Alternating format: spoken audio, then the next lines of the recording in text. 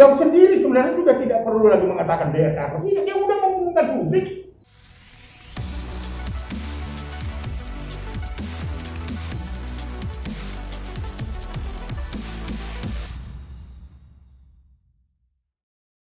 Terima kasih sudah mau hadiri Komnas Perlindungan Anak. Kebetulan tadi malam saya menerima permohonan untuk menerima kehadiran Ibu Nita dengan anaknya karena ada persoalan yang harus diluruskan. Nanti akan dijelaskan lebih detail Ibu Nita. Saya didampingi oleh mantan manajernya Ibu Nita. Berdasarkan laporan dan kehadiran dari Ibu Nita, itu adalah persyaratan untuk kita bisa memberikan rekomendasi apa yang ingin kita sampaikan terhadap problem yang dihadapi oleh Ibu Nita. Dan saya juga tadi sudah dipertemukan dengan anaknya dan nyata bahwa anak itu ada, sehingga kami percaya bahwa perlu ditangani dengan baik. Sikap Komnas Perlindungan Anak secara tegas karena Ibu Yunita dengan Daud itu sejak melahirkan, Ibu Yunita melahirkan anak, Daud dan Ibu Yunita mengumumkan secara kepada publik secara bersama-sama, dan saya juga mengetahui ada anak beliau itu dari keterangan pers yang diumumkan secara publik. Jadi artinya anak Ibu Yunita saat ini adalah tidak diragukan lagi dan tidak perlu dipersoalkan karena anak yang lahir itu sudah diakui dan dipublikasi oleh Yunita dengan Daud kepada publik. Jadi tidak ada masalah di sini. Nah, sekarang ada perdebatan viral di media sosial, istri kedua dari Daud minta tes DNA apakah itu anaknya Daud atau anaknya Yunita, gitu ya. Itu tidak ada relevansinya, gitu. Itu adalah kekerasan yang membuat anak menjadi trauma. Oleh karena itu tidak layak untuk disampaikan itu, dan pada waktu yang dekat ini kita akan panggil dari istri Daud. Karena apa?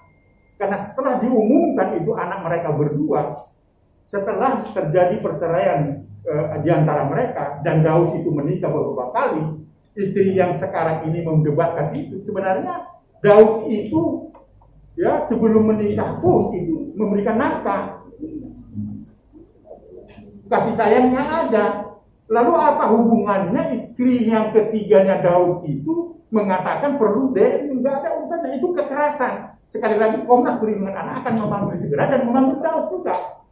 Daud itu juga harus mengatakan bahwa itu anaknya. Jadi artinya istri yang ketiga mengatakan itu, apakah ada diskusi antara Daud dengan istri ketiga mengatakan itu, kan itu harus menjadi persoalan. Dalam waktu dekat Daud dan istri yang ketiga akan saya panggil di sini untuk memastikan terhadap praktek-praktek kekerasan itu. Jadi kalau Daud juga tidak memberikan penjelasan dari pengumuman ketika mereka menikah, itu adalah pelanggaran terhadap anak.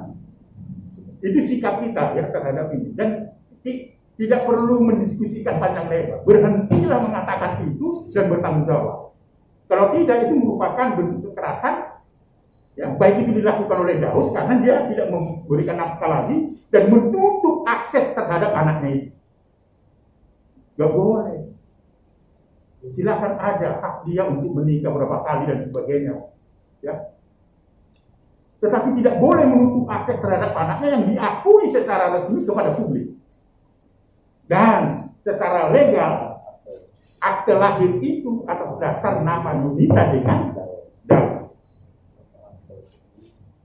Dan Daud juga pernah datang ke tempat ini dan saya mengatakan kepada dia, mengakui itu anak saya. Saya kira itu jadi saya kira ini Yunita lah yang bisa menjelaskan, tetapi saya mengambil sikap. Dalam perspektif perlindungan anak, saya akan segera panggil istri dari Pak Daud dan Pak Daud sendiri untuk mempertanggungjawabkan statement itu, karena itu merupakan pelanggaran terhadap anak, karena itu berdampak psikologis kepada anaknya, baik itu dalam hubungan interaksi di sekolah dan sebagainya, karena itu akan memunculkan bully yang baru terhadap anak itu, dan itu merupakan pelanggaran terhadap itu setiap Komnas Perlindungan. Baik, jadi saya kira Ibu Ninita bisa memberi penjelasan. Ada mau ditanyakan? Ya Pak, pada akhirnya memutuskan untuk meminta perlindungan ke Komnas, apa aja sih Kak pertimbangannya? Pertimbangannya yang pertama, sudah jelas ini sudah bukan lagi permasalahan antara orang tua ya, antara saya dengan Daus, tapi sudah menyangkut kehormatan anak saya, karena anak saya juga pasti bertanya-tanya di dalam hatinya kalau misalnya dia akan dites DNA, pasti dia bertanya-tanya apakah dia anaknya papinya atau bukan, terus nanti dia akan tanya, papa saya ini siapa sih sebenarnya gitu. Dan ini untuk masa depan Ical juga, supaya tidak jadi cibiran orang atau hinaan orang gitu. Pak, kalau boleh tahu usia berapa? Abang Ical udah 9 tahun. 9 tahun. Nah, sejak kapan sih nggak diberikan nafkah? Bulan September 2020. Oh, sejak Desember itu. Tapi selama ini dia selalu memberikan nafkah. Alasannya apa? Kenapa tiba-tiba berhenti? Itu tiba-tiba menghilang, Mbak, di telan bumi. Jadi semua akses itu diblok, kayak Instagram, WhatsApp, dan lain-lain. Intinya ini si anak tidak bisa lagi menghubungi bapaknya. Ada kecurigaan gitu aja. Benar-benar hilang tanpa alasan. Nah, aku sempat tanya sama ibunya Daus atau neneknya Ical. Neneknya bilang kalau yang ngeblok itu bukan papinya Ical sendiri, kayak gitu. Indikasi siapa Mbak indikasinya? indikasi siapa yang memblok? Kemungkinan istrinya. Nah, sejauh ini perlakuan apa sih yang didapat Ical dari istrinya Daus yang kedua? Ya,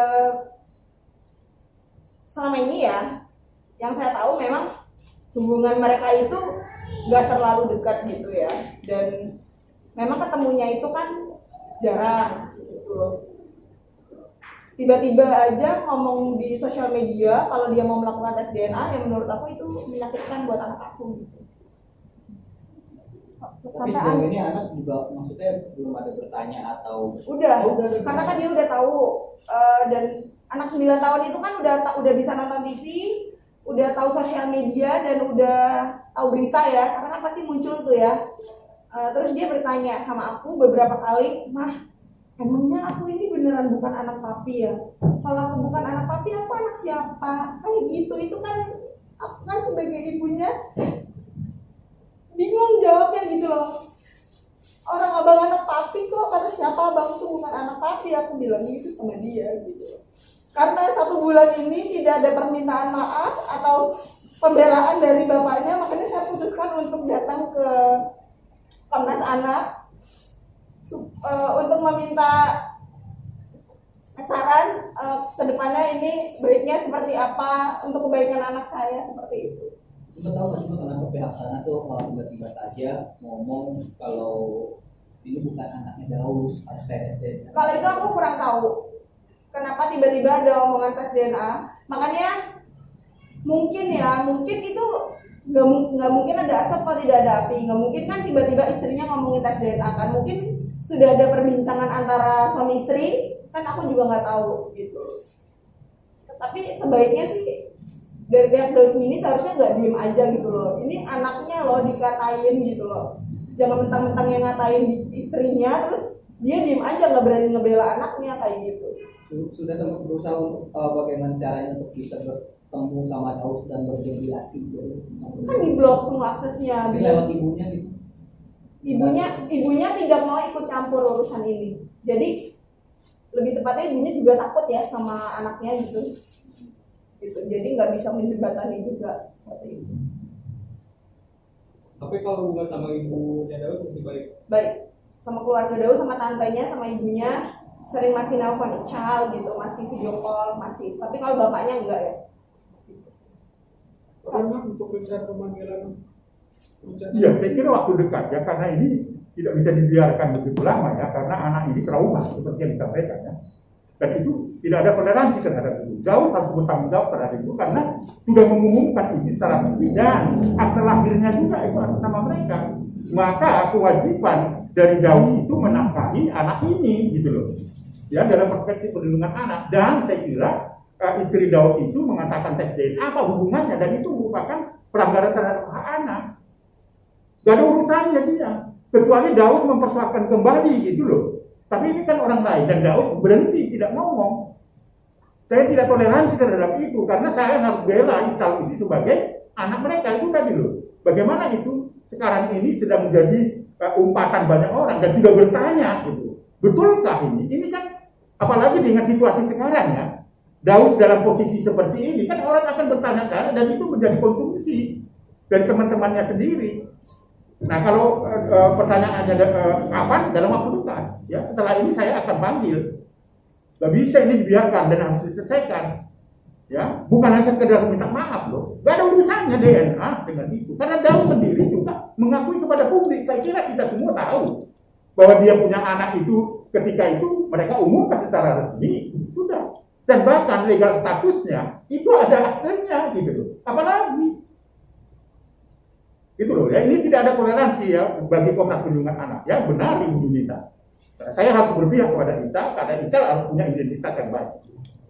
Kak Yunita, traumanya itu seperti apa sih? Apa memang sudah dapat bulian dari teman-temannya Bang Ical atau bagaimana? Ical itu dibully sama teman-temannya itu nggak sekali dua kali ya. Jadi sebenarnya waktu ada beberapa kali kan ada pernikahannya bapaknya, ada pernikahan kedua, lalu ada pernikahan ketiga, itu Ical pernah dapat bullying di sekolah. Dikatain gini, Cal, lihat tuh bapak lu kecil-kecil udah kawin 3 kali. Gimana perasaan anak aku? Ya karena sekarang kita lagi sekolah from home, lagi sekolah di rumah, ya tidak ada bullying. Tapi gimana nanti kalau sudah masuk sekolah, teman-temannya akan ngatain Ical lagi gitu loh, kayak gitu. Cukup?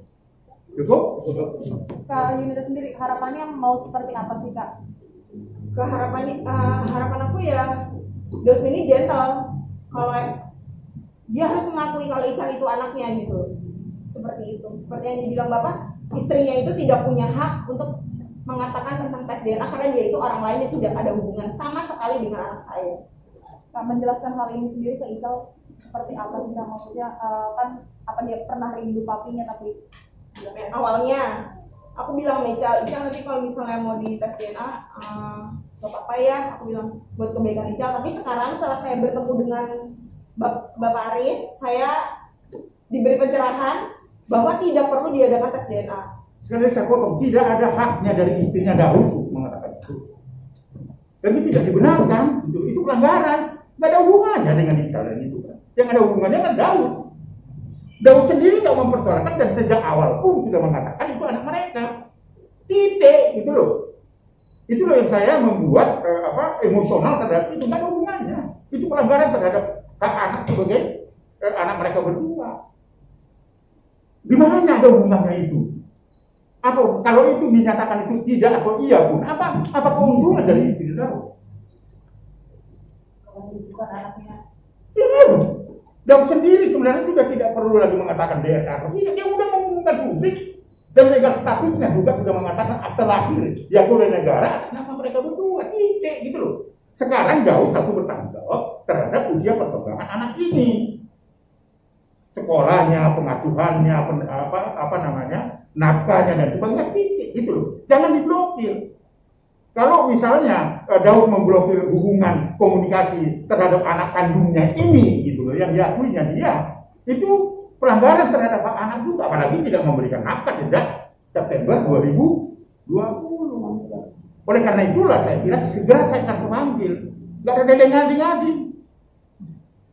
Ada konsekuensinya nggak sih? Ya. Ada konsekuensinya. Ada konsekuensinya karena itu merupakan kekerasan, ya, dan fitnah dan sebagainya, nggak ada hubungannya. Bisa nanti kita lihat, kita panggil misalnya apa yang akan dijelaskan, setelah itu kita akan menyimpulkan apakah itu merupakan tindak pidana atau tidak, atau diteruskan ke polisi atau tidak nanti.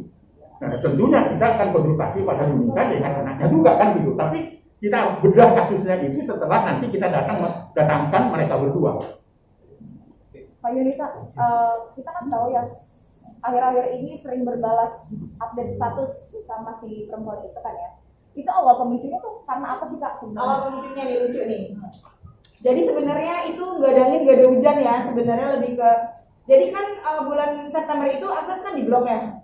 Lalu ya udah di blok, aku emang kecewa tapi udah tidak terjadi apa-apa. Sampai akhirnya bulan berlalu terus memang tidak dinafkahi lagi kan. Sampai di Januari kemarin ada salah satu netizen yang nanya, Kak Yunita gimana hubungannya sama Bang Daus? Aku jawab, nggak gimana-gimana. Titik nggak ada koma, udah itu aja. Lalu si istrinya itu tersinggung, lalu dia marah-marah, lalu membahas si tes DNA ini seperti itu. Berawal dari situ. Oke. Oke, Cukup. ada yang mau sampaikan sebagai mantan? Oke, sekali lagi terima kasih. Mudah-mudahan ini meluruskan semua. Sekali lagi itulah fungsi Komnas Perlindungan Anak. Terima kasih Ibu Yunita sudah hadir bersama dengan Ical, dan ini akan segera kita tidak lanjuti demi kepentingan terbaik dari anak-anak itu. Kehadiran teman-teman kami ucapkan terima kasih.